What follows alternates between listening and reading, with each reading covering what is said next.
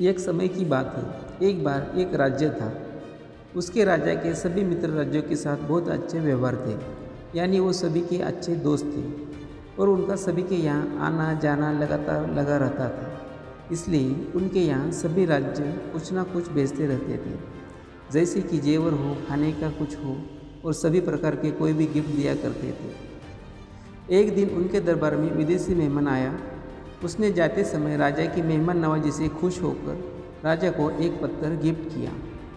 राजा को वो पत्थर बहुत ही अच्छा लगा। राजा ने वो पत्थर की भगवान की मूर्ति बनाने का हुक्म दिया अपने मंत्रियों को। राजा उस मूर्ति को अपने राज दरबार में लगाने चाहता था। राजा की अनुमति पाकर परमिशन लेकर मंत्री एक कारीगर के पास जाता है और वो पत्थर को देखकर उसे कहता है कि ये पत्थर की एक अच्छी सी भगवान की मूर्ति बनवा दो। एक काम 10 दिन के अंदर होना चाहिए, इसके बदले में तुम्हें जो चाहिए वो मिलेगा, साथ ही साथ 100 सोने की मोहरें दी जाएगी। ये सुनकर कारीगर बहुत खुश हो जाता है और अपनी सभी वस्तुओं को लेकर काम शुरू करता है। अब वो पत्थर को तोड़ने लगा जिससे वो उसकी अच्छी सी मूर्ति बना सके। कई बार चोट मारने पर भी वो पत्थर नहीं टूटा।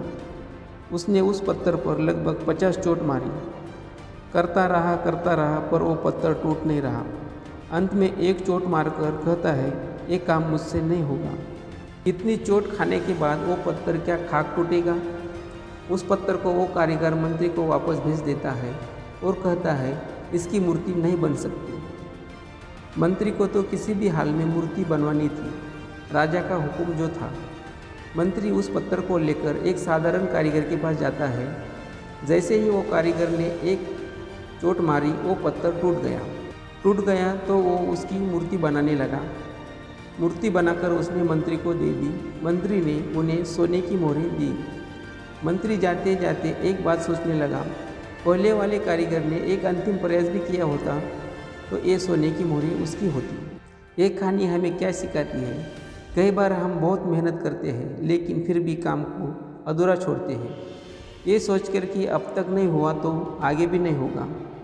ये शायद मेरे लिए है ही नहीं है, मेरे किस्मत में ही नहीं है, मुझसे होगा ही नहीं। लेकिन असलियत में आपको एक बार करने की ज़रूरत है, थोड़ा सा पेशेंस और रखने की ज़रूरत है। शायद उस काम को छोड़ रहे हो, उसके अगले ही दिन अगली ही बार वो काम हो जाए और हम उसे छोड़ देते हैं। अपने सपनों को छोड़ देते हैं, अपने गोल को छोड़ देते हैं, अपने जीत को छोड़ देते हैं। आपको पता है जॉन राइट्स, ये दो भाई, इन्होंने हवाई जहाज़ सक्सेसफुली बनाने के लिए 9999 टाइम अनसक्सेसफुल अटेम्प्ट करे। बहुत ही बड़ा नंबर है ये।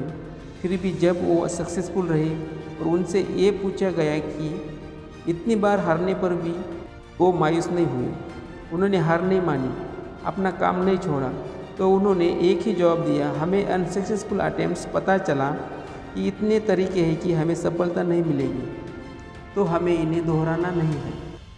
हमारे लिए अनसक्सेसफुल अटेम्प्ट्स नहीं थे, ये हमारी हार नहीं थी, ये हमें सही चीज़ सिखाने का तरीका था।